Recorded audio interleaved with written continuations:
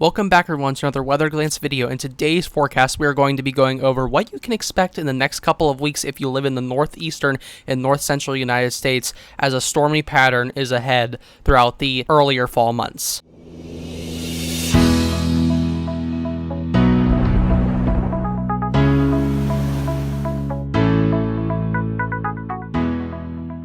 Alright, and on our first slide, we're going to be taking a look at the 200 millibar height and wind knot. So this is going to be showing you the jet stream from the GFS forecast model. And as you can see, this is the highest level of the atmosphere that the forecast models go to forecast wind speeds.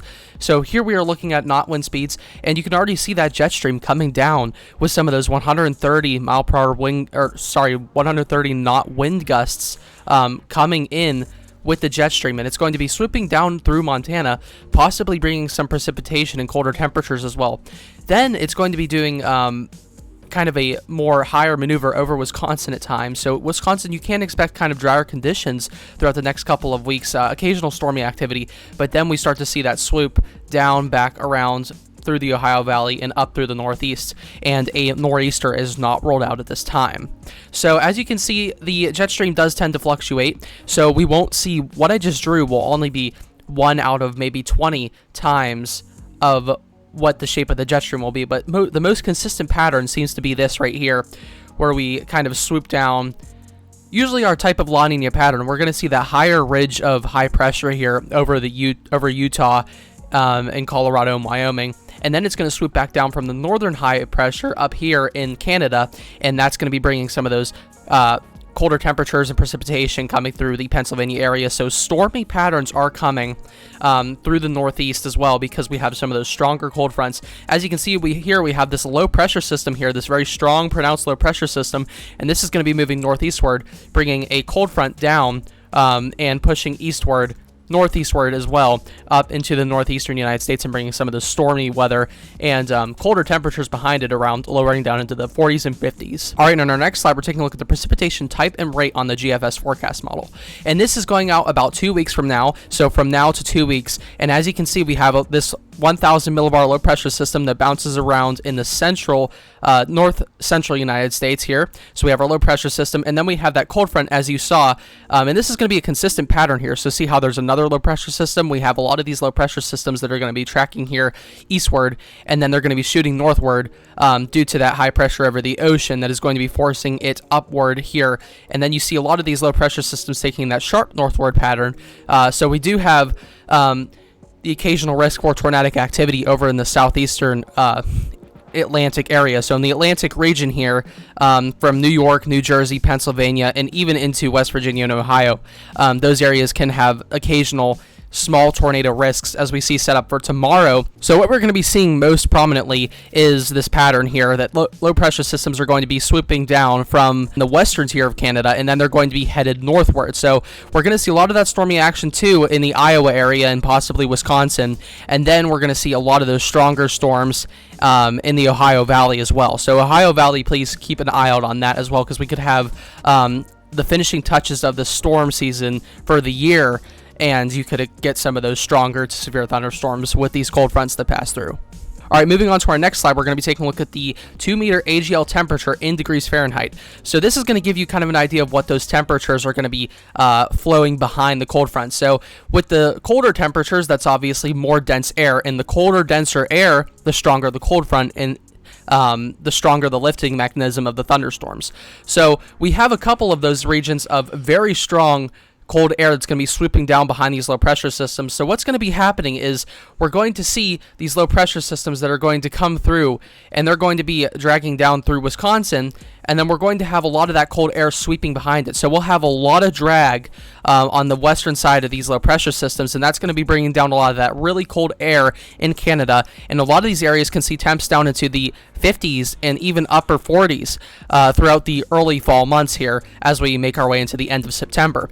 And as you can see up in the northeast, we see that similar pattern here as well. Here we have a very strong cold front coming through, as you can see here, and then that's going to reach the northeastern United States, and we have that very strong low pressure system that's going to be bringing through cold air, and you saw that sweeping motion, and we have temperatures down into the 40s, and this is around Friday on the 25th. So we're going to be seeing a lot of stormy activity here with these cold fronts that move through, and then very cold air behind it. All right, moving on to our next slide, we're going to be taking a look at the 2-meter AGL relative humidity in percent. So this is going to be basically telling you what type of humidity you're going to be seeing in the percentage. So you see the humidity, 50% humidity, 100% humidity. That's what we're looking at here. This is going to be showing us how much moisture is in the atmosphere for these storms to kind of feed off of. So as you can see, in the southeastern United States, we have a lot of that moisture, as we usually do. So that gives you an idea of what we're looking at here. And this moisture is going to be feeding up into the northeastern United States and into the Ohio Valley. Now, once that warm moist air evects into the northeastern United States and the Ohio Valley, these cold fronts are going to be coming through, and with these cold fronts that are going to be pushing through the area and bringing that colder air, that's going to be causing a lifting mechanism. So this already unstable atmosphere that will be causing pop-up thunderstorms and little convective cells is now going to be pushed with a very strong cold front per se when those stronger cold fronts come through. And if the right amount of energy is set up there, we could see some severe storms as well. So keep that in mind, that some of these storms could be damaging, potentially damaging, with some slightly damaging winds. Flash flooding is not out of the conclusion here. And then we also have that problem with lightning as well, with some of these stronger updrafts as well. So we have the possibility for some severe storms with these cold fronts that come through. So keep that in mind as well if you live in the Ohio Valley or the northeastern United States. All right, moving on to our next slide, we're taking a look at the 2-meter AGL temperature anomaly. So this is going to be telling you whether you're going to be having above average temperatures or below average temperatures. Now, this is not like a climatology study, so we're not going to be giving you an update on what your next 3 months are going to be like.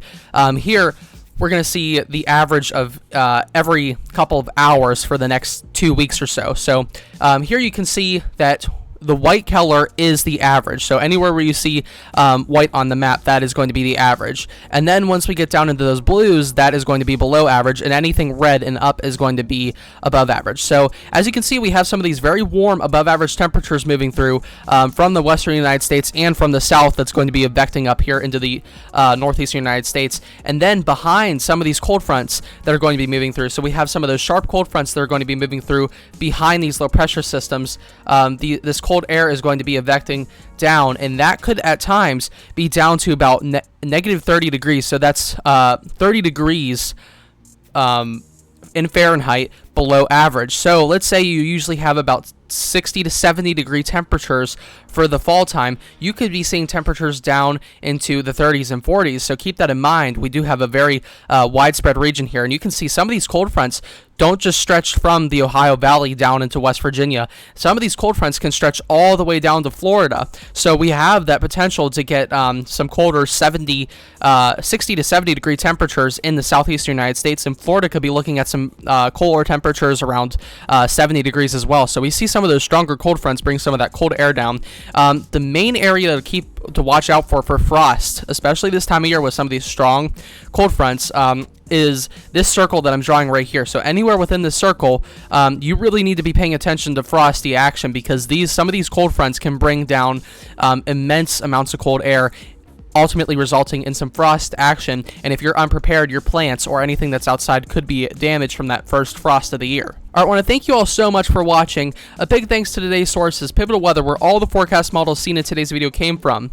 I would ask you consider subscribing for more U.S. forecasts free of charge, and I would ask you consider following the Weather at a Glance official Facebook page for more inside information and complimentary personal forecasts when you message me on my Facebook page.